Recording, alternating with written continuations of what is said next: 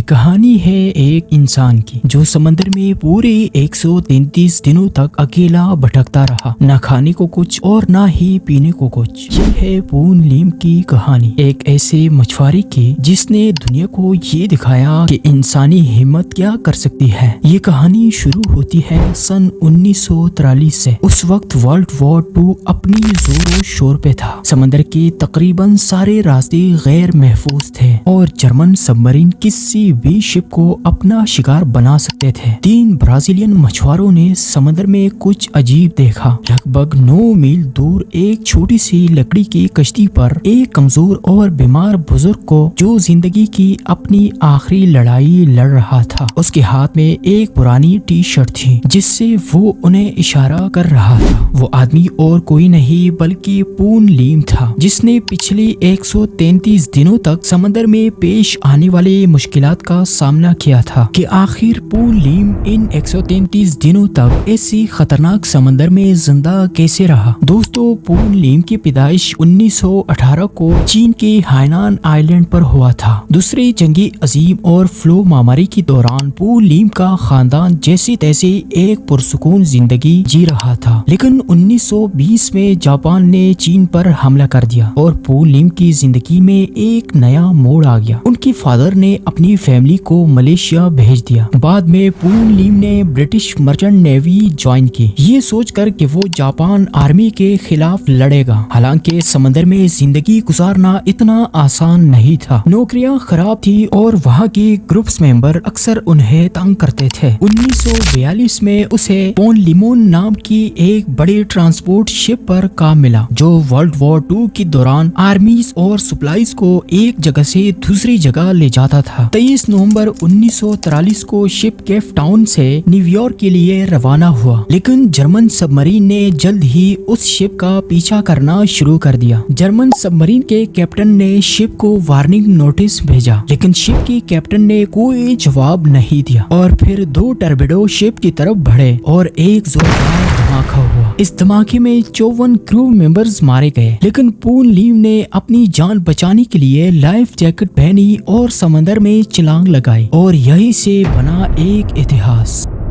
تیرتے تیرتے اس کی نظر ایک 8 بائی 8 فٹ کی ایک چھوٹی سی لکڑی کی رافٹ پر پڑی جو پوری طرح سے صحیح سلامت تھا۔ رات ہو چکی تھی اور دور دور تک کچھ بھی نظر نہیں آ رہا تھا۔ سب سے نزدیک سوکی زمین ساؤتھ کی طرف 250 میل دور تھی اور سمندر میں تیز ہواؤں کی وجہ سے رافٹ لگاتار ساؤتھ کے بجائے نارتھ یعنی برازیل کی طرف جا رہی تھی جو 500 میل کی دوری پر تھا۔ پون لیم نے رافٹ پر بیٹھ کر اپنا ٹائم گزارنا شروع کر دیا۔ بار بار دور دور تک دیکھتا رہا، لیکن نہ کوئی زمین نظر آ رہی تھی اور نہ ہی انسان۔ اس کے پاس ایک چھوٹی سی سروائیول کٹ تھی جس میں ایک فلیئر گن، 2 الیکٹرک کوکنگ پوٹس، ایک ٹوٹی ہوئی فلیش لائٹ، کچھ چاکلیٹ، ایک شوگر کیوب کا بیگ اور 11 لیٹر پانی کا گیلن تھا۔ لیم نے سوچا کہ جب شپ گم ہو گئی ہے تو مرچنٹ نیوی اس کو ڈھونڈنے کے لیے بڑا آپریشن چلائے گی، لیکن جلد ہی اسے یہ احساس ہوا کہ برٹش نیوی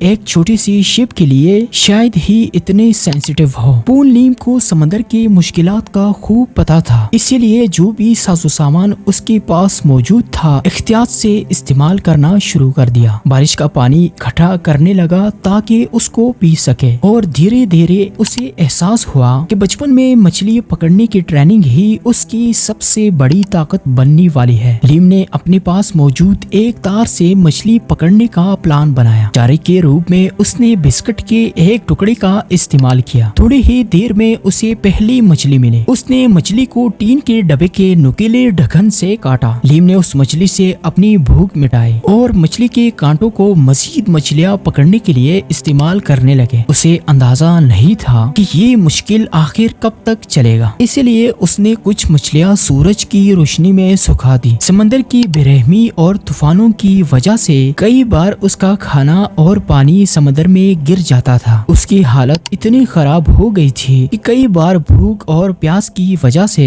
उसकी आंखें तक खोलना मुश्किल हो जाता था। कई दिनों तक उसे मछलियां भी नहीं मिली। तब उसने अपनी राफ्ट के आसपास आने वाले समुद्री परिंदों को पकड़कर खाना शुरू कर दिया। हालांकि वो परिंदों को कच्चा खाने से घबरा रहा था, फिर भी उन्हें धूप में सुखाकर बाद में खाने के लिए रख देता था। जो हिस्से वो नहीं खा सकता था उन्हें मछलियों के लिए चारे के रूप में इस्तेमाल करने लगा। कई बार वो राफ्ट से गिर भी जाता था क्योंकि लकड़ी की सतह काफी फिसलन बनी हुई थी, लेकिन लीम किसी भी तरह खुद को राफ्ट पे चढ़ा देता था। उसकी हालत दिन ब दिन बिगड़ती गई और उससे लगातार समुद्री बीमारियां हो रही थी। उन सब के बीच एक बार तो शिप उसके इतने पास से गुजरा कि क्रू ने उसे देखा भी, लेकिन कोई मदद नहीं की। शिप के लोग उसे देखकर अनदेखा कर देते। शायद उन्हें लगा होगा कि ये जापानी या किसी दुश्मन का जासूस है, या फिर डर था कि ये जाल हो सकता है और जर्मन सबमरीन उन्हें निशाना बना सकती है। एक दफा तो अमेरिकी नेवी प्लेन ने भी उसे देखा, लेकिन तूफान की वजह से वो उसे दूर हो गया। लीम को अब लगने लगा था कि शायद उसकी किस्मत में समंदर में ही मरना लिखा है, लेकिन कुदरत को शायद उस पर रहम आया और किस्मत ने आखिरी वक्त में भी लीम की मदद की और आखिरकार 133 दिनों की मुश्किलात के बाद उसने दूर से एक छोटी मछली पकड़ने वाली कश्ती देखी और फिर 5 अप्रैल 1943 को 3 ब्राजीलियन मछुआरों ने उसे बचा लिया। 133 दिनों तक अकेले एक समंदर में गुजारने के बाद लीम का वजन लगभग 20 किलो कम हो चुका था, लेकिन उसकी हिम्मत और जिंदा रहने की जिद ने उसे समंदर की मुश्किलात के साथ आखिर तक मुकाबला करने पर मजबूर किया। लीम की इस खौफनाक कहानी ने उसे पूरी दुनिया में एक हीरो बना दिया था। ब्रिटिश सरकार ने उसे इनामात से नवाजा और उसे मर्चेंट नेवी में सर्विस के लिए मेडल भी दिया। बाद में वो अमेरिका में सेटल हो गया और 1991 में न्यूयॉर्क की ब्रुकलिन में उसकी मौत हो गई। लीम की